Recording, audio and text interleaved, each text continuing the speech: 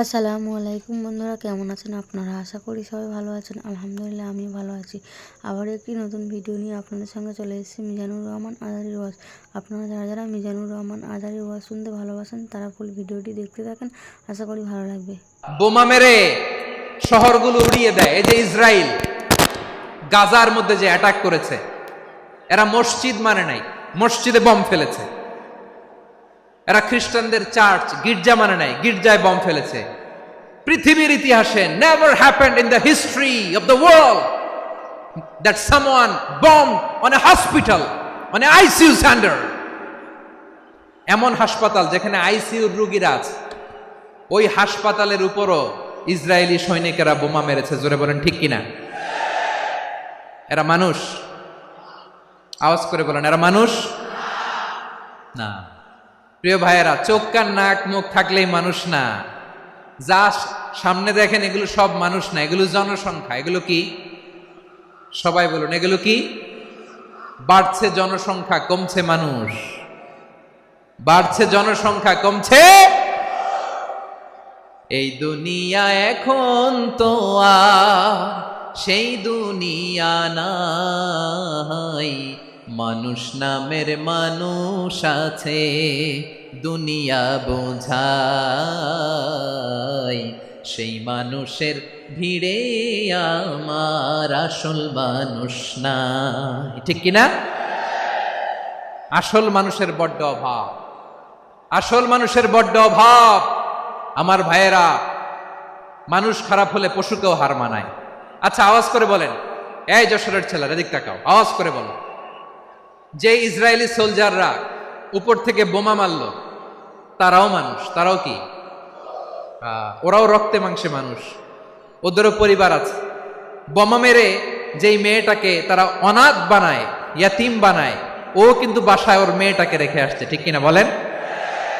Bombing করে যে বাবাকে মেরে, স্বামীকে মেরে স্ত্রীকে বিধবা বানায়, তারও ঘরে স্ত্রী আছে। উপর থেকে বম মেরে মানুষ মেরে দিচ্ছে, তারাও মানুষ। 1945 সালের 6 আগস্ট আমেরিকান সোলজাররা হিরোশিমায় বম মেরেছে। আমি নিজে দেখে এসেছি জাপানের হিরোশিমাতে। সকাল 8:15 মানুষ কেউ অফিসে যাচ্ছিল, কেউ খেতে খামারে কাজ করতে যাচ্ছিল। লিটল বয় নামে একটা বোম মেরেছে তারা। এই বোমের আঘাতে, পারমাণবিক এই বোমার রেডিয়েশনে আঘাতে, বোম ব্লাস্ট হওয়ার পরে মুহূর্তের মধ্যে 1,40,000 নাই। উপর থেকে যারা মারতেছে এরাও মানুষ, যাদেরকে মারলো তারাও। তার মানে মানুষে মানুষে পার্থক্য আছে না? নেই? মানুষে মানুষে পার্থক্য আছে। নাক কান চোখ মুখ থাকলেই মানুষ নয়। বাড়ছে জনসংখ্যা, কমছে মানুষ। চিল্লায় বলো ঠিক কিনা? তাহলে আমরা বুঝলাম, মানুষ ভালো হলে অনেক ভালো, খারাপ হলে অনেক খারাপ। ও আমার কলিজার টুকরা যশোরের ভাইয়েরা, আসুন না 3 দিন ব্যাপী এই তাফসিরুল কোরআনের ঐতিহাসিক প্রোগ্রাম থেকে আমরা সিদ্ধান্ত নেই, আমরা ভালো মানুষ হব নাকি খারাপ মানুষ হব। কলিজা থেকে, প্রাণ থেকে আওয়াজ করে সবাই বলুন, ভালো মানুষ নাকি খারাপ মানুষ? ভালো মানুষ হইতে হবে। ভালো মানুষ যারা জগৎটাকে এনলাইটেন করবে, যারা এনলাইটেন করবে, যারা সত্যের বীর সেনানী হয়ে দাঁড়াবে, যারা সত্যের পক্ষে কথা বলবে, যারা জালিমের মসনদকে ভেঙে খান খান করে দেবে। এরকম হওয়ার দরকার আছে না নাই? এরকম ভালো মানুষ আমরা হতে চাই কি চাই না? মানুষকে যত্ন নিলে মানুষ যে কত ভালো হয় আপনি কল্পনাও করতে পারবেন না।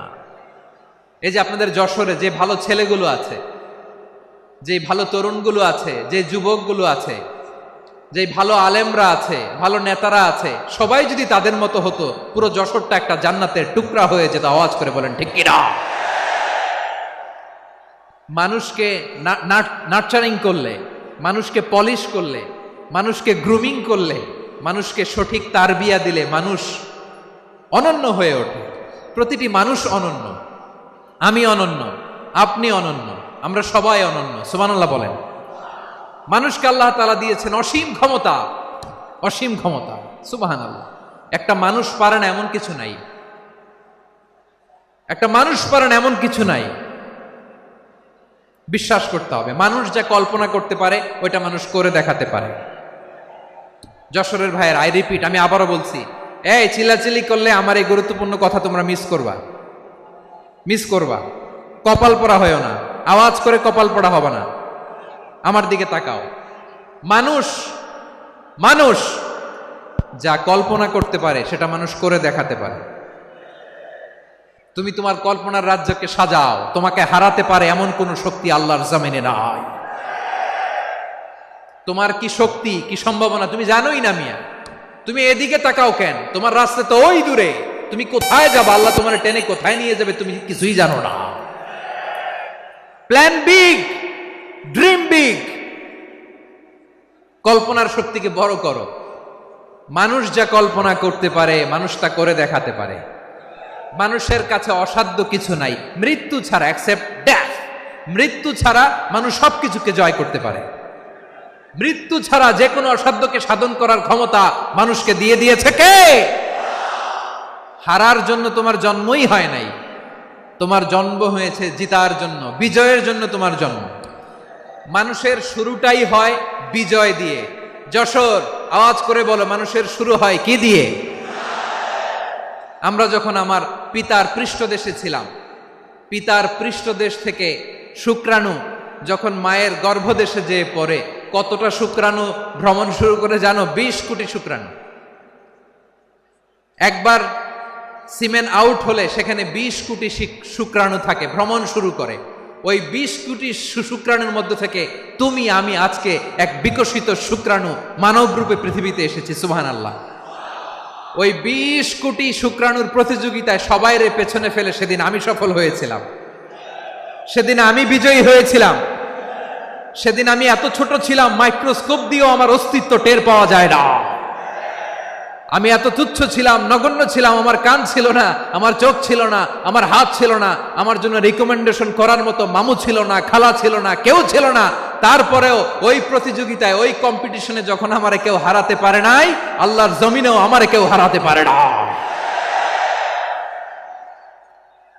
হারার জন্য তোমার জন্মই হয় নাই, তুমি আসছই জিতার জন্য। সুবহানাল্লাহ।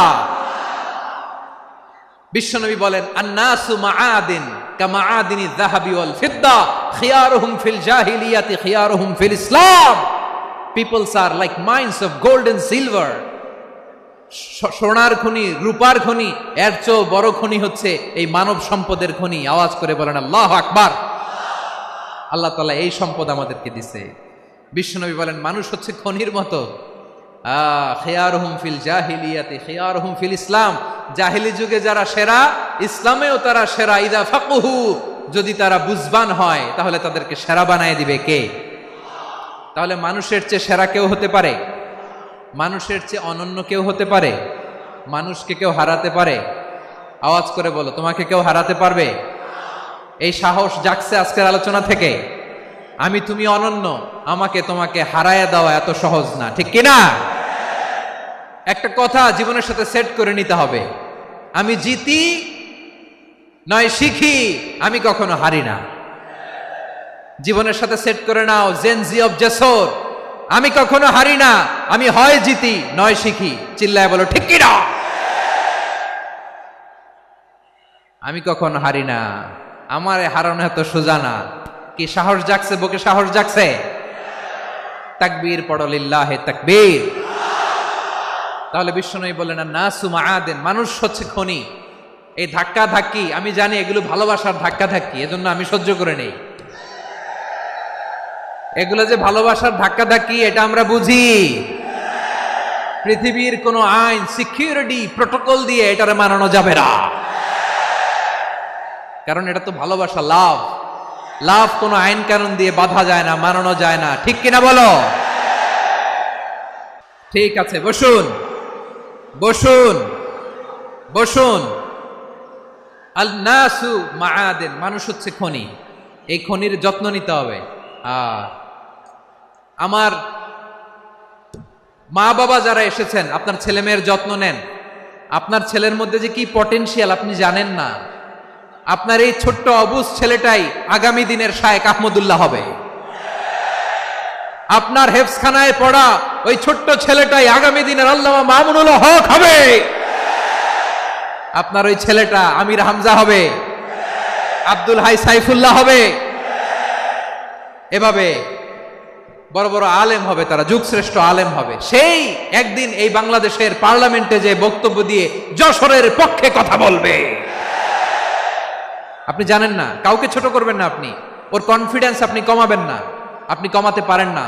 প্যান্ডেলে আমার যে মা বোনেরা আছেন, ছেলে মেয়েদেরকে কখনো ছোট করে কথা বলবেন না। ও যে কোথায় যাবে আপনি জানেন না, আপনি মা হয়ে তাকে সাহস দিবেন, তার কল্পনার জগৎটাকে সাজাতে তাকে উৎসাহিত করবেন, ঠিক কিনা বলেন? আর আমার প্যান্ডেলের আমার প্রিয় শ্রদ্ধাশীলা মায়েরা বোনেরা, আপনারা তো আরো দামি সম্পদ। বিশ্বনবী বলেন, আর দুনিয়া কুল্লুহা মাতা। আল্লাহ আল্লাহ আল্লাহ, বিশ্বনবীর কথার ওজন দেখেন। আর দুনিয়া কুল্লুহা মাতা ওয়া খায়রু মাতা'আদ দুনিয়াল মারআতু সালিহা। বিশ্বনবী বলেন, দুনিয়ায় যা দেখো সব আল্লাহর দেওয়া অ্যাসেট, মানে সম্পদ। আর এত অ্যাসেটের ভিড়ে সবচাইতে শ্রেষ্ঠ সম্পদ হচ্ছে নেককার নারী। সুবহানাল্লাহ। ভাইয়েরা বোনের সাথে খারাপ আচরণ করো না, সন্তান মায়ের সাথে খারাপ আচরণ করো না। আমাদের মায়েরা আমাদের asset, they are our priceless asset. কারণ এই মায়েদের পেটে এসেছে আল্লাহর ওলিরা, এই মায়েদের পেটে এসেছে খান জাহান আলী, এই মায়ের পেটে এসেছে শাহজালাল ইয়ামানি, এই মায়ের পেটে এসেছে আল্লাহর সব নবীরা। নাকি নবীরা আকাশ থেকে ধপ করে জমিনে নেমে আসছে? মায়ের পেটে আসছে। এই মায়ের পেটগুলো খনি। আমার সম্মানিতা মায়েরা বোনেরা, নিজেকে ইসলাম দিয়ে সাজান, নিজেকে ইসলাম দিয়ে সাজান, নিজেকে পবিত্র রাখুন, নিজের আব্রু ইমান ইজ্জতের হেফাজত করুন, কোরআন পড়ুন, সুন্নাহ পড়ুন। আপনি জানেন না আপনার গর্ভে কে আসছে, কোন ক্ষণজন্মা পুরুষকে আল্লাহ তাআলা আপনার গর্ভে পাঠাবে আপনি জানেন না। মায়েরা নিজেদেরকে পবিত্র রাখুন, ইসলাম চর্চা করুন, কোরআন চর্চা করুন, নৈতিকতা দিয়ে নিজেকে সাজান। যশোরের জেনজি, নিজেদেরকে প্রস্তুত রাখো আগামীর বাংলাদেশের জন্য। নৈতিকতা, মোরালিটি, ভ্যালিউজ দিয়ে নিজেকে সাজাও, ইসলাম দিয়ে নিজেকে সাজাও। কারণ আগামীর বাংলাদেশ ইসলামের বাংলাদেশ।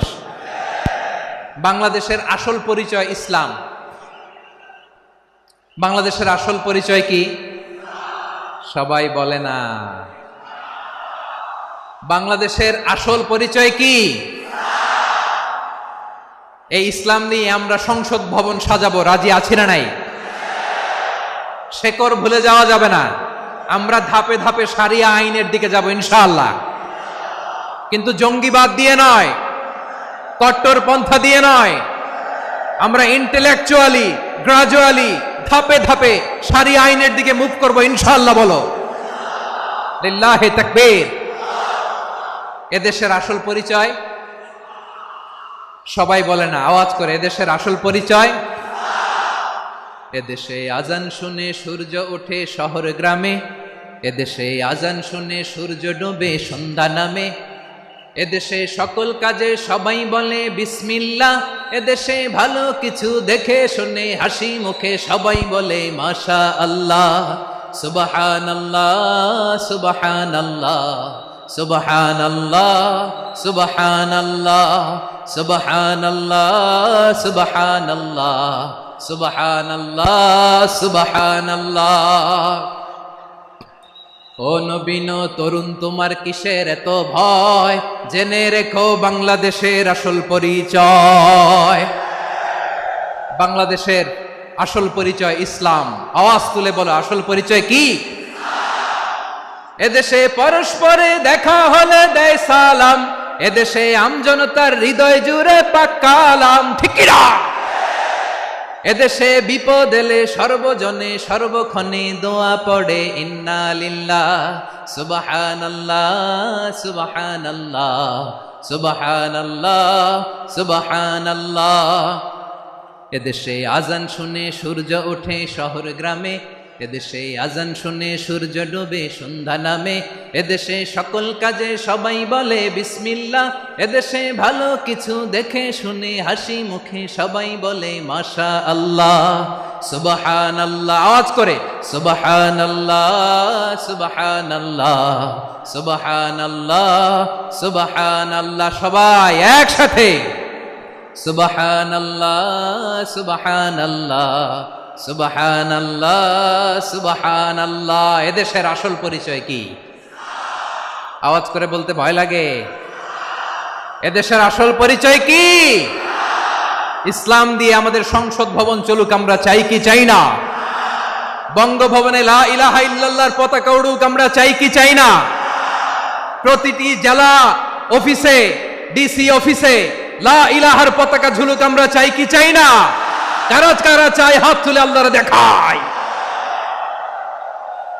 মাশাআল্লাহ, মাশাআল্লাহ, মাশাআল্লাহ, মাশাআল্লাহ।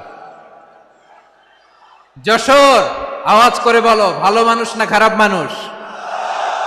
বুঝে বলছো তো? মানুষ ভালো হলে যে কত ভালো। এই মানুষকে যত্ন নিলে, মানুষকে মানুষ বানালে যে সে কি হতে পারে শুনবা? হ্যাঁ, নাকি মোনাজাত দিয়ে দিব? শুনবা? তাহলে থামতে হবে। থামো, আমি যখন বলবো থামো থামো, তাকবীরের সময় দিলে তাকবীর, থামো থামো। মানুষকে যত্ন নিলে, এই এদিকে এদিকে, ড্রোন নামায় ফেলো। হয়েছে, ড্রোনের ফুটেজ হয়ে গেছে, এবার ড্রোন নামায় ফেলো। আমার দিকে তাকাও। মানুষকে, তোমরা এদিক সেদিক তাকালে তো গুরুত্বপূর্ণ পয়েন্ট মিস হয়ে যাবে। এদিকে এদিকে, হ্যাঁ মাস, ঠিক আছে, এদিকে। মানুষকে যত্ন নিলে মানুষের মধ্যে যারা কি পটেনশিয়াল রেখেছে। আমি জাপানের দুইটা উদাহরণ দেই। জাপানের, এই এই এভাবে এভাবে হবে, হয় বসো নয় পেছনে, কথা নাই, কথা তো বলাই যাবে না, হারাম কথা বলা। আজকে একেবারে চুপ, আজকের জন্য হারাম করে দিছে আমি, এই কিছু সময়ের জন্য একেবারে নিষিদ্ধ। জাপানের দুইটা উদাহরণ দেই, খেয়াল করে একটু শুনেন, বুঝবেন।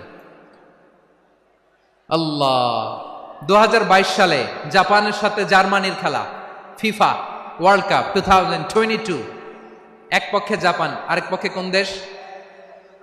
কথা শোনে নাই। এক পক্ষে কোন দেশ?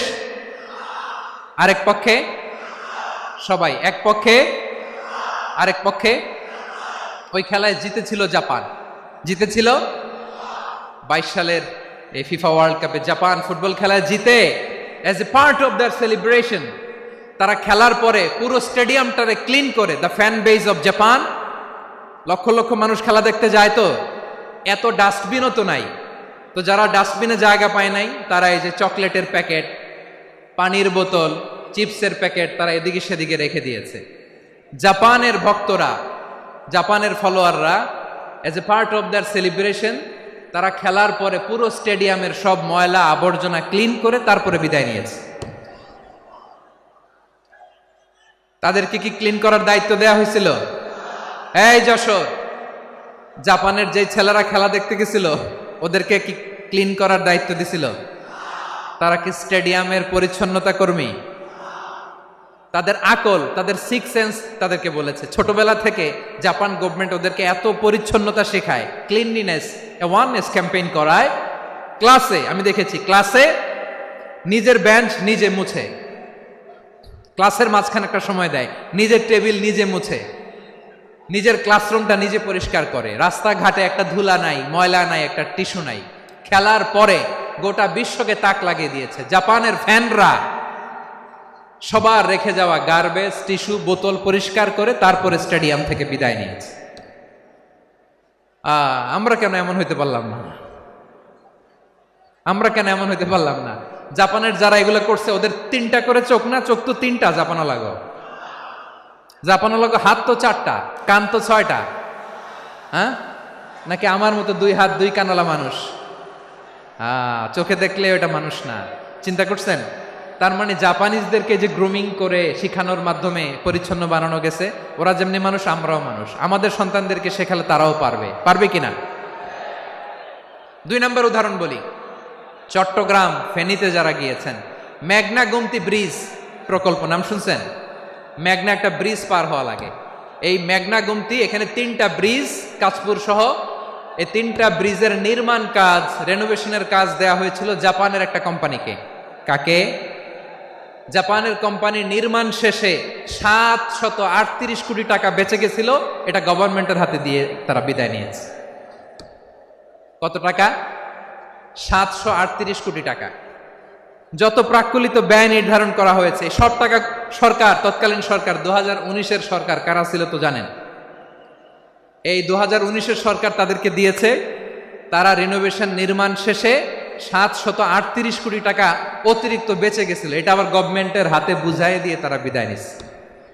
আমরা কেন এমন হইতে পারলাম না? জাপানের ওরাও মানুষ, আমরাও মানুষ, তার মানে মানুষে মানুষে পার্থক্য আছে না নাই? আচ্ছা, জাপানের দুইটা উদাহরণ দিলাম, এবার আমার দেশের দুইটা উদাহরণ দিব না? বাংলাদেশের দুইটা উদাহরণ দিই। 1 নম্বর উদাহরণ, গত সপ্তাহে আপনারা জানেন কক্সবাজার আমার একটা প্রোগ্রাম ছিল, তো হেলিকপ্টারে গিয়েছিলাম। ফেনী জেলা যখন পার হচ্ছি আমি দেখলাম 3টা উইন্ডমিল চিনেন তো? বিশাল পিলার, 3টা-4টা পাখা থাকে। বায়ু বিদ্যুৎ কেন্দ্র, বাংলাদেশের প্রথম বায়ু বিদ্যুৎ কেন্দ্র এটা। মুহুরী প্রজেক্ট বলে এটা সম্ভবত, মুহুরী প্রজেক্ট। তো সাগরের বাতাসের ঝাপটায় এটা ঘুরে এনার্জি হয়, ইলেকট্রিসিটি উৎপাদন হয়। তো আমি পাইলটকে বললাম, ভাই এগুলো থেকে কেমন ইলেকট্রিসিটি উৎপাদন হয়? কয় হুজুর একটু হয় না, কিছুই হয় না। কিছুই হয় না মানে? বলে হুজুর বাংলাদেশে যত উইন্ডমিল আছে এটার পাখা একটাও ঘুরে না। আল্লাহ, বলেন কি? তাহলে এই যে কোটি কোটি টাকা ব্যয় করে যে উইন্ডমিল, কয় হুজুর ভিতরে ফিটফাট, উপরে ফিটফাট, ভিতরে সদরঘাট। তার মানে কোটি কোটি টাকা দিয়ে এই উইন্ডমিল বানায়, এখানে কিছু নাই। দুর্নীতির আড্ডাখানা, আখড়াখানা বাংলাদেশ, ঠিক কিনা বলেন? হায় রে, জাপানিজরাও মানুষ, আমরাও মানুষ। আমার এক নিকটাত্মীয় সরকারি চাকরিজীবী, তিনি আমাকে বললেন, বাংলাদেশের আরেকটা উদাহরণ দেখি। উনি আমাকে বললেন যে প্রতি বছর আমাদের অফিসের ফার্নিচার চেঞ্জ করে। আমি বললাম, প্রতি বছর ফার্নিচার চেঞ্জ করে কেন? বলে যে ফার্নিচার নতুন পারচেজ করলেই তো ওইখানে টাকা, নতুন কিনতে পারলেই টাকা, নতুন উন্নয়নের সবক শোনাতে পারলেই টাকা। প্রথম আলোর রিপোর্ট, কি আলো? প্রথম আলোর রিপোর্ট, গত 15 বছরে উন্নয়নের নামে লুটপাট হয়েছে প্রায় 3.25 লাখ কোটি টাকা। কার রিপোর্ট? আমাদের বানানো কথা। প্রথম আলোর রিপোর্ট। গত 15 বছরে কারা ছিল জানেন তো? হ্যাঁ, শুধু ওনাদেরকেই দোষ দিয়ে লাভ নাই। স্বাধীনতার পর থেকে শুধু শাসকের হাত বদল হয়েছে, আমরা কিছু পাই নাই, ঠিক কিনা বলেন? শুধু ওনাদের দোষ দিয়ে কি লাভ? একদল খাইছে, আরেক দল খাওয়ার জন্য রেডি হয়ে আছে। আমরা এরকম চাই না। আমরা চাই স্বাধীন সার্বভৌম বাংলাদেশ। আমরা চাই দুর্নীতিমুক্ত বাংলাদেশ। আমি নিউজটা যে কতবার পড়লাম, এটা কি সম্ভব? 3.25 লাখ কোটি টাকা লুটপাট, মানে লুটপাট করতে করতে এদেশের জনগণকে ফুটপাতে বসায় দিচ্ছে। প্রিয় ভাইয়েরা, তাহলে জাপানের মানুষও মানুষ, আমরাও মানুষ। সিদ্ধান্ত আপনার, কোন মানুষ হবেন, ভালো মানুষ না খারাপ মানুষ? আজকের আলোচনার বিষয় হচ্ছে মানব সম্পদের উন্নয়ন, human resource development. It's a process to increase the capacity of knowledge, skill, capacity of the people of a country. একটা দেশের মানুষের জ্ঞান, তাদের দক্ষতা কি করে বাড়ানো যায়, বাড়িয়ে দেশের উন্নয়ন করানো যায়, এটাই হচ্ছে মানব সম্পদ উন্নয়নের মূল কথা। তাহলে মানব সম্পদ হচ্ছে একটা দেশের সবচাইতে শক্তিশালী পুঁজি। প্রাকৃতিক সম্পদ, খনিজ সম্পদের চেয়েও দামি হচ্ছে মানব সম্পদ। আমার প্রিয় যশোর, প্রাকৃতিক সম্পদ, খনিজ সম্পদের চেয়ে দামি সম্পদ কি সম্পদ? আল্লাহ তাআলা দয়া করে আমাদেরকে এই মানব সম্পদ দিয়েছেন। আসুন আমাদের এই মানুষগুলোকে আমরা সোনার মানুষ বানাই। রাজি আছেন তো সবাই? রাজি আছেন? মানুষ পারে না এমন কোনো কিছু নাই, চাইলে সব পারে। এজন্য মানুষকে তারবিয়া দিতে হবে, যথাযথভাবে তাদেরকে গড়তে হবে। আসুন আমরা সিরাতের আয়নায় বিশ্বনবীর জীবনী থেকে দেখি তিনি কিভাবে হিউম্যান রিসোর্সকে ম্যানেজ করতেন। যদি আপনাদের সময় হয়, 2-1টা উদাহরণ দিয়ে আজকে আমি আমার আলোচনার বিদায় নিব। হবে? সময় হবে কয়েক মিনিট? হ্যাঁ, শান্ত থাকবেন তো? শান্ত থাকবা? হ্যাঁ, ঠিক আছে। এই ধাক্কার মধ্যে ঢুকছে, এবার মজা বুঝতেছো তো? হ্যাঁ, মানা করছিলাম না? ঠিক আছে, টের পাও। হ্যাঁ, ঠিক আছে। যে আওয়াজ করবে আমি ওকে দেখতেছি, কে কে আওয়াজ করে দেখতেছি। শেষ কথা, শেষের দিকে চলে আসছি। বিষ্ণু ইসলাম কিভাবে হিউম্যান রিসোর্সকে ম্যানেজ করতেন, মজার কথা আছে কয়েকটা, বলে বিদায় নেব। বিশ্বনবী কিভাবে এই মানব সম্পদকে ম্যানেজ করতেন। বিশ্বনবী he was a very good talent hunter, চৌকস ট্যালেন্ট হান্টার ছিল। কার মধ্যে কি ট্যালেন্ট আছে দেখলেই বুঝে ফেলতেন। সুবহানাল্লাহ পড়বেন না? কি নবী আমরা পেয়েছি।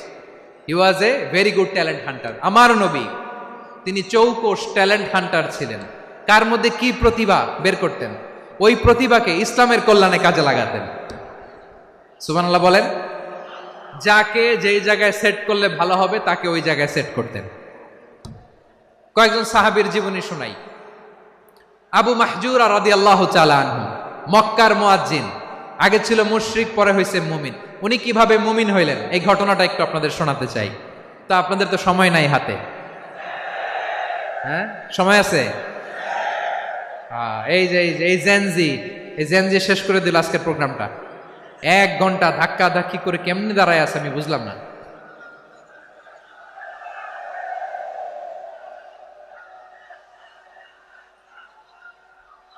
না না তাকবিন না, চুপ করতে হবে। What I need you stop, just shut up, চুপ। হ্যাঁ ঠিক আছে, এইভাবে। আবু মাহজুরা রাদিয়াল্লাহু তাআলা আনহু কিভাবে মুসলিম হলেন আওয়াজ করে শুনেন। হুনাইনের যুদ্ধ 8ম হিজরি, বিষ্ণু ইসলাম হুনাইনের যুদ্ধ শেষে ফিরতেছেন।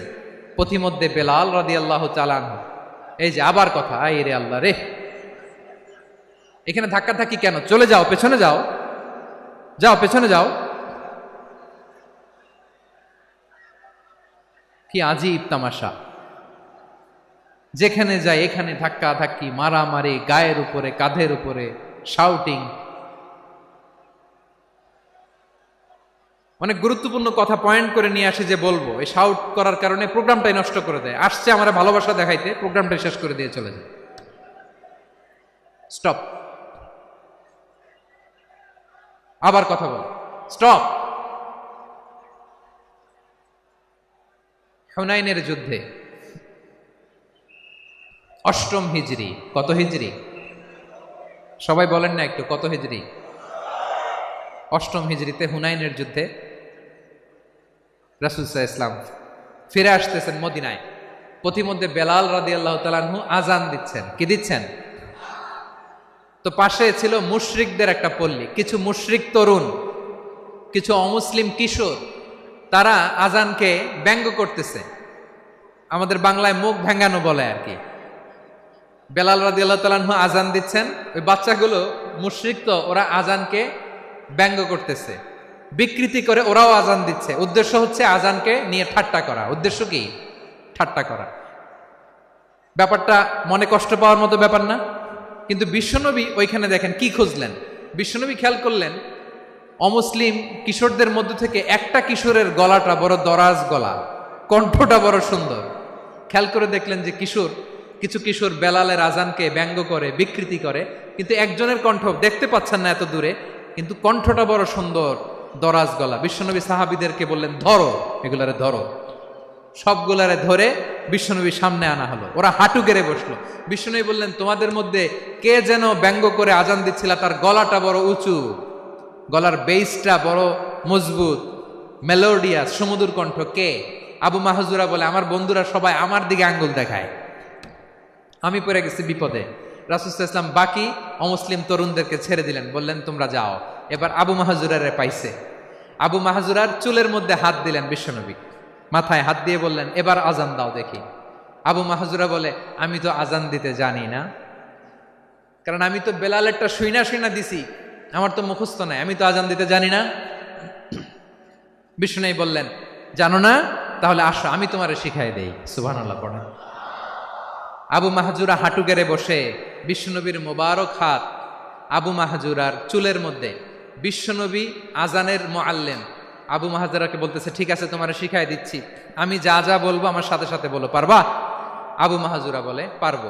বিশ্বনবী আজান দিচ্ছেন, মাথায় হাত দিয়ে আল্লাহু আকবার, আল্লাহু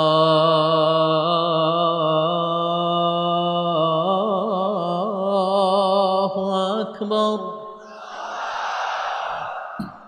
আবু মাহাজুরা এই বাক্যটা পড়লেন। বিশ্বনবী দ্বিতীয় বাক্য পড়তে আরম্ভ করলেন, আল্লাহু আকবার, আল্লাহু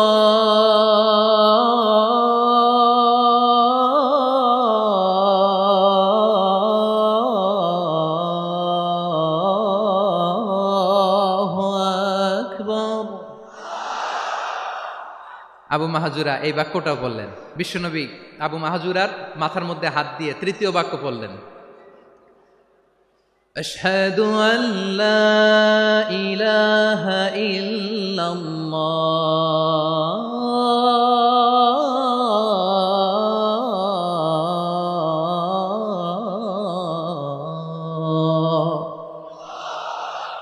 আবু মাহাজুরা তৃতীয় বাক্য পড়লেন। বিশ্বনবী একটা বাক্য পরে আবু মাহাজুরা পরে, বিশ্বনবী পরে আবু মাহাজুরা পরে। আবু মাহাজুরা কিন্তু অমুসলিম, মুশরিক। আবু মাহাজুরা বলে, এক একটা বাক্য পড়ি আমার কলিজাটা গলে ঠান্ডা হয়ে যায়। এতদিন মোহাম্মদকে গালি দিতাম, এখন মোহাম্মদ আমার মাথায় যখন হাত রাখছে আমার সারা শরীর ঠান্ডা হয়ে গেছে। বিশ্বনবী আজান শিখাচ্ছেন, একটা একটা বাক্য পড়ে আবু মাহাজুরাও পড়ে, বিশ্বনবী পড়ে আবু মাহাজুরাও পড়ে। পুরো বাক্যগুলো যখন শেষ, আজান শেষ, আবু মাহাজুরাও যখন পুরো আজান পড়লেন, আবু মাহাজুরা বললেন, এতদিন মোহাম্মদের চেহারা দেখলে আমার ঘৃণা লাগতো, আজ থেকে মোহাম্মদের চেহারার চেয়ে প্রিয় চেহারা আমার কাছে নাই। আবু মাহাজুরা বললেন, ও মুহাম্মদ, আজানের বাক্য তো আপনি আমারে শেখালেন, এখানেই শেষ করবেন না, আপনি আমারে পড়ায় দেন, লা ইলাহা ইল্লাল্লাহু মুহাম্মাদুর রাসূলুল্লাহ সাল্লাল্লাহু আলাইহি ওয়াসাল্লাম। বিশ্বনবীর সাথে দাঁড়িয়ে উনি শাহাদা পড়ে মুসলমান হয়ে গেলেন। এবার আবু মাহাজুরা বলে, ইয়া রাসূলুল্লাহ, ইয়া হাবিবাল্লাহ, আমি মুমিন হয়েছি, মুসলমান হয়েছি, আপনার কাছ থেকে আজান শিখার সৌভাগ্য আমি লাভ করেছি গো নবী। আমার কণ্ঠের বড় তারিফ করেছেন আপনি, আমার আজানকে আপনি পছন্দ করেছেন। একটা জিনিস আপনার কাছে চাই, আপনি আমাকে মক্কার মসজিদুল হারামের মুয়াজ্জিন হিসেবে অ্যাপয়েন্ট করে দে। বিষ্ণু ইসা ইসলাম বললেন, যাও আবু মাহজুরা, আমি তোমাকে পৃথিবীর শ্রেষ্ঠতম মসজিদ মক্কার মসজিদুল হারামের মুয়াজ্জিন হিসেবে অ্যাপয়েন্ট করে দিলাম। দেখছেন কিভাবে ট্যালেন্ট হান্টিং করতে হয়, কিভাবে হিউম্যান রিসোর্স মানব সম্পদকে ব্যবহার করতে হয়। আসছিল আজানকে ভেঙ্গাইতে, আসছিল কেন? আজানকে ব্যঙ্গ করার জন্য, বিকৃত করার জন্য। আজানকে বিকৃত করতে যে ইসলামের সবচেয়ে শ্রেষ্ঠ মসজিদের মুয়াজ্জিন হয়ে গেল। পড়েন সুবহানাল্লাহ। হযরত আবু মাহজুরা রাদিয়াল্লাহু তাআলা আনহু ওনার এই সুললিত কণ্ঠ ব্যবহার করে মসজিদুল হারামে এত সুন্দর করে আল্লাহু আকবার বলে আজান দিতেন, মানুষগুলোর, মুসল্লিগুলোর, মক্কাবাসীর হৃদয়কে তিনি বিগলিত করে দিতেন, মানুষের হৃদয়কে ঠান্ডা হয়ে যেত। শুধু এখানেই শেষ না আমার যশোরের ভাইয়েরা। বিশ্বনবী যখন সাইয়েদনা আবু মাহজুরা রাদিয়াল্লাহু তাআলা আনহুকে আজান শিখাচ্ছিলেন, বলেন তো বিশ্বনবীর হাতটা কোথায় ছিল? আবু মাহজুরার মাথার সামনে, এই চুলের উপরে ছিল। আবু মাহজুরা ওই স্মৃতিটাকে ধারণ করবার জন্য, ওই স্মৃতিকে বহন করার জন্য বিশ্বনবীর মোবারক হাত আবু মাহজুরার কপালের চুলের যেই জায়গায় লেগেছে, মৃত্যুর আগের দিন পর্যন্ত আবু মাহজুরা মাথার ওই চুলে কোনোদিন ছুরি আর কামার লাগায় নাই, সেখানে কেচি লাগায় নাই, চুলের মধ্যে খুর লাগায় নাই। আবু মাহজুরা ডান দিকের চুল কাটতো, বাম দিকের চুল কাটতো, পেছনের চুল কাটতো, সামনের চুল কাটতো না। আবু মাহজুরা রাদিয়াল্লাহু তাআলা আনহুর সামনের চুলগুলো বড় হতে হতে যখন এত বড় হয়ে যায়, তিনি চুলগুলো পেঁচিয়ে মাথার মধ্যে রাখতেন, তারপরে তিনি পাগড়ি পরতেন। সবাই জিজ্ঞেস করতো, আবু মাহজুরা, এটা আবার কেমন স্টাইল? দেখতে তোমারে কি বিদঘুটে লাগে? কেমন অড লাগে, কেমন খারাপ দেখা যায়। মক্কায় এমন কোন মানুষ তো দেখি নাই, ডানে চুল কাটে, বায়ে চুল কাটে, পেছনে চুল কাটে, সামনে কাটে না। ওরে আবু মাহজুরা, কেমন দেখা যায় তোমারে, তুমি সামনের চুল কাটো না কেন? আবু মাহজুরা বলে, আমি হাঁটু গেড়ে পেয়ারা নবীর সামনে বসেছিলাম, আমার এই মাথার চুলের মধ্যে মুবারক হাত লাগিয়ে বিশ্বনবী নিজে আমাকে আজানের প্রতিটা বাক্য শিক্ষা দিয়েছেন। বিশ্বনবীর মোবারক হাত, পবিত্র হাত আমার মাথার চুলের যেই জায়গায় লেগেছে, আমি চাই ওই চুলগুলা নিয়ে আমি আমার কবরের ভিতরে যাব। সাইয়েদনা আবু মাহজুরা রাদিয়াল্লাহু তাআলা আনহু ইন্তেকালের আগের পর্যন্ত মাথার সামনের চুলগুলা কাটে নাই। মাথার সামনের চুল তিনি কাটেন নাই। সুবহানাল্লাহ বিহামদি। কেমন ভালোবাসতেন বিশ্বনবী সাহাবীদেরকে, সাহাবারা কেমন ভালোবাসতেন বিশ্বনবীকে। সামনের চুলগুলো বড় হতে হতে এত বড় ছিল, পেঁচিয়ে রেখে পাগড়ি পরতেন, কাটতেন না। নবীর হাত লেগেছিল। সুবহানাল্লাহ পড়েন। তাহলে what is the lesson, moral of the story কি? মোরাল অফ দ্য স্টোরি হচ্ছে, আসছিল আজানকে ব্যঙ্গ করার জন্য, বিকৃত করার জন্য, হয়ে গেল মসজিদুল হারামের মুয়াজ্জিন। দেখেন বিশ্বনবী একটা খারাপ সিচুয়েশনের মধ্যে থেকে কি ভালো জিনিস বের করে আনলেন। আমি যে শুরুতে বলেছি কিভাবে তিনি হিউম্যান রিসোর্সকে ডেভেলপ করেছেন, ম্যানেজ করেছেন। তিনি যে চৌকস ট্যালেন্ট হান্টার ছিল, দেখেন সবার মধ্যে থেকে এর বাছাই করে মুয়াজ্জিন বানাই দিয়েছেন। সুবহানাল্লাহ পড়েন। তার মানে এই না সবাইরে ধরে ধরে উনি মুয়াজ্জিন বানাইছেন। যার যেই ট্যালেন্ট আছে তাকে ওই কাজে অ্যাসাইন করেছেন। যার যেই প্রতিভা আছে তার প্রতিভাকে ইসলামের কাজে লাগিয়েছেন। সুবহানাল্লাহ পড়েন। যায়েদ বিন সাবিত রাদিয়াল্লাহু তাআলা আনহু নাম শুনেছেন? যশোর কথা বেরোয় না। যদি জিগায় সালমান খানের নাম শুনছেন, সবাই হাত তুলবে, জি হুজুর শুনছি, মানে সব দেখা শেষ। সালমান খান, আমির খান, অমুক খান, সব খান মুখস্থ, কিন্তু যায়েদ বিন সাবিতের নাম মুখস্থ নাই মুসলমানদের। যেই সাহাবী মাথার সামনের চুল কাটে নাই, মসজিদুল হারামের মুয়াজ্জিন বানাইছেন বিশ্বনবী, সাহাবীর নাম কি? খায়া ফেলাইছে, স্লোগানের সাথে খায়া ফেলাইছে। আবু মাহজুরা। কি নাম? আবু মাহজুরা আল জুমাহি রাদিয়াল্লাহু তাআলা আনহু। এই নামটা আজকে নিয়ে যাইতে হবে যশোর। আবু মাহজুরা রাদিয়াল্লাহু তাআলা আনহু। 2 নম্বরে বলছিলাম যায়েদ বিন সাবিত রাদিয়াল্লাহু তাআলা আনহু। বিশ্বনবী দেখলেন মদিনার এই আনসারী সাহাবী হাইলি ট্যালেন্টেড, ইন্টেলেকচুয়াল, মেরিটোরিয়াস, জ্ঞানের প্রতি তার আকর্ষণ, মারাত্মক আকর্ষণ। বিশ্বনবী তাকে দায়িত্ব দিলেন, কোরআন যা নাজিল হয় তুমি লিখো, কাতিবুল ওয়াহি বানায় দিলেন। সুবহানাল্লাহ। যায়েদ বিন সাবিতরে আবার আজান শেখান নাই, কারণ তার মধ্যে বিশ্বনবী প্রতিভা দেখেছেন, একাডেমিক প্রতিভা। বিশ্বনবীর একাডেমিক প্রজেক্টগুলো তিনি হ্যান্ডেল করতেন। যায়েদ বিন সাবিত ছিল বিশ্বনবীর ব্যক্তিগত সচিব। কি ছিল? ব্যক্তিগত সচিব। বোঝেন নাই? বিশ্বনবীর ব্যক্তিগত সচিব এবং দোভাষী। ইহুদিরা কিছু লিখে দিলে এটার অর্থ বিশ্বনবীরে বুঝায় দিতেন। আবার ইহুদিদের কাছে কিছু লিখতে হলে তিনি লিখে দিতেন। বিশ্বনবী একদিন বললেন, ইন্নী ওয়াল্লাহি মা আমানু ইয়াহুদা আলা কিতাব। ইহুদিরা যে চিঠি পাঠায় অর্থ তো বুঝি না, আরেক ইহুদি আইনে অর্থ করা লাগে। আবার ইহুদিদের কাছে কিছু লিখে পাঠাইতে চাইলে আমরা তো লিখতে পারি না, ইহুদিরে দিয়ে লেখা লাগে। ওরা যে পয়রা শোনায় লিখে দেয়, আমি ওদের বিশ্বাস করি না। আমার নিজের একজন লোক দরকার। বিশ্বনবী এই যায়েদ বিন সাবিতকে চুজ করলেন ল্যাঙ্গুয়েজের জন্য। উনি বললেন, যায়েদ তোমার সফট স্কিলকে ডেভেলপ করতে হবে, তুমি হিব্রু ল্যাঙ্গুয়েজ শিখে ফেলো। যায়েদ বিন সাবিত বলল, বিশ্বনবীর মোটিভেশন আর ইন্সপিরেশন পেয়ে আমি 15 দিনে ইহুদিদের এই হিব্রু ল্যাঙ্গুয়েজ শিখে ফেললাম। শুধু শিখে ফেললাম না, হাত্তা হাদিকতু, even I became master in the language. এই ভাষা আমি পারদর্শী হয়ে গেলাম। এরপরে ইহুদিরা চিঠি লিখে পাঠালে আর কোনো ইহুদি ডাকা লাগতো না, আমি নবীর এটার অর্থ শুনে পরে বুঝাই দিতাম। আবার ইহুদিদের কাছে চিঠি লেখা লাগলে আমি যায়েদ বিন সাবিত চিঠি লিখে দিতাম।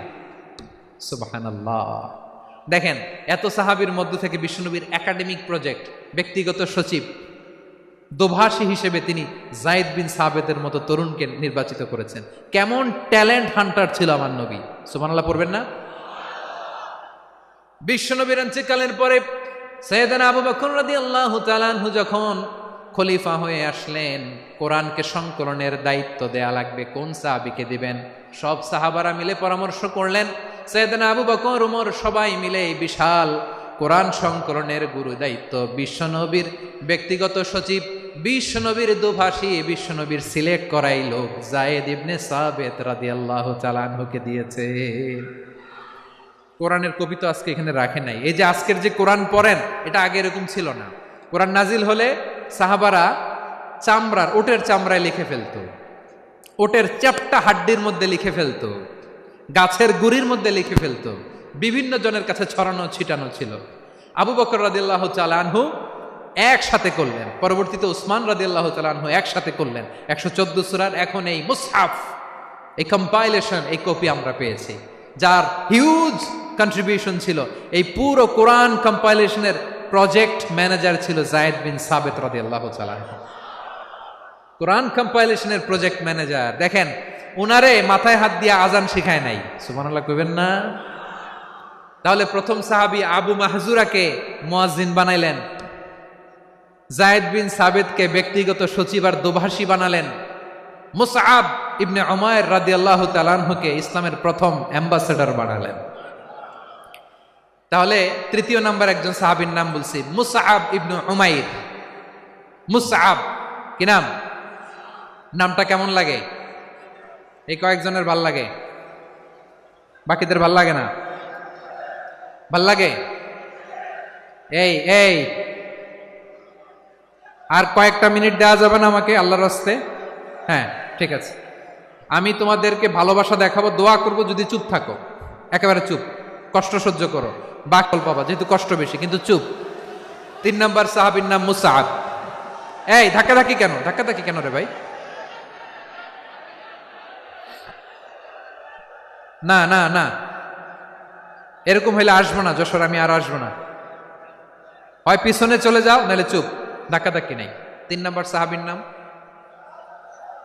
মুসআব। কি নাম? He was the first ambassador in Islam. ইসলামের প্রথম ডিপ্লোমাট, প্রথম কূটনৈতিক, ইসলামের প্রথম কূটনৈতিক, ইসলামের প্রথম ডিপ্লোমাট, প্রথম অ্যাম্বাসেডর মুসআব ইবনে উমাইর। মক্কার তরুণ যুবক, উনি পারফিউম লাগাইলে মানুষ দেখলেই বুঝতো এটা মুসআব লাগাইছে। এমন ড্যাশিং ফেসের ছিল, এমন স্মার্ট ড্যাশিং ফেস, এমন পার্সোনালিটির মানুষ ছিল মুসআব রাদিয়াল্লাহু তাআলা আনহু। কারণ যিনি ইসলামের স্পোকম্যান হবেন, মুখপাত্র হবেন, তার স্মার্ট হওয়ার দরকার আছে না নাই? আকাবার প্রথম শপথ যখন হলো, তাদের সাথে বিষ্ণু ঈসা ইসলাম মদিনাতে একজন মুখপাত্র পাঠালেন, ডিপ্লোমাটকে পাঠালেন, অ্যাম্বাসেডর অফ ইসলাম, তিনি হচ্ছেন মুসআব ইবনে উমাইর। পড়েন সুবহানাল্লাহ। বিশ্বনবী দেখলেন সে অনেক স্মার্ট, তার ডেডিকেশন আছে, সিনসিয়ারিটি আছে, এবং মদিনায় যে আউস খাজরাজ গোত্রের নেতাদের সাথে ডিল করতে হবে, ইহুদিদের সাথে ডিল করতে হবে, ওখানে একজন পাক্কা জানু খেলোয়াড়ের দরকার আছে না নাই? মুসআব ইবনে উমাইর রাদিয়াল্লাহু তাআলা আনহু, ওনাকে বিষ্ণু ঈসা ইসলাম চুজ করলেন। এবং বিষ্ণু ঈসা ইসলামের এই চুজিংটা, এই সিলেকশনটা এত সুন্দর ছিল, তিনি মদিনাতে যে বিশ্বনবী আসার আগেই মদিনার জমিনকে তিনি উর্বর করে ফেলছেন। প্রতিটা ঘরে ঘরে কালিমার দাওয়াত তিনি পৌঁছায় দিচ্ছেন। জুমার বিধান নাজিল হয়েছে, কিন্তু মক্কায় পরিবেশ নাই জুমা পালনের। বিষ্ণু ঈসা ইসলাম একজনকে দিয়ে খবর পাঠালেন, যাও মদিনায় মুসাবকে যে বলো, মুসাব তো আমার শিক্ষক, আমার স্পোকম্যান, মদিনাতে যেন তারা জুমা কায়েম করে। বিশ্বনবীর আগেই মুসাব মদিনার মুসলিমদেরকে নিয়ে মদিনায় প্রথম জুমা কায়েম করে ফেলছে। কোন সুবহানাল্লাহ। ডিপ্লোমাটদের কেমন হইতে হয়, অ্যাম্বাসেডারের কেমন হইতে হয়, মুসআব রাদিয়াল্লাহু তাআলা আনহুর কাছ থেকে শিখে নাও। মুসআব নামটা কেমন লাগে? যশোর যাদের সন্তান হবে, ছেলে সন্তান, আমার রাস্তায় পাইলে সবাই জিজ্ঞেস করে, হুজুর একটা নাম দেন, আমার ছেলে হবে। যশোরবাসীর জন্য আমি একটা নাম দিয়ে দিলাম, নাম রাখতে হবে মুসআব। কি নাম? নামটা যাদের ভাল লাগে। ভিডিওটি ভালো লাগলে একটি লাইক, কমেন্ট ও শেয়ার করে পাশে থাকবেন বন্ধুরা। যারা শেষ পর্যন্ত ভিডিওটি দেখেছেন তাদের জন্য অনেক অনেক ভালোবাসা থাকলো বন্ধুরা। আর নতুন নতুন ভিডিও পেতে চ্যানেলটিকে সাবস্ক্রাইব করে পাশে থাকবেন বন্ধুরা। ভালো থাকবেন।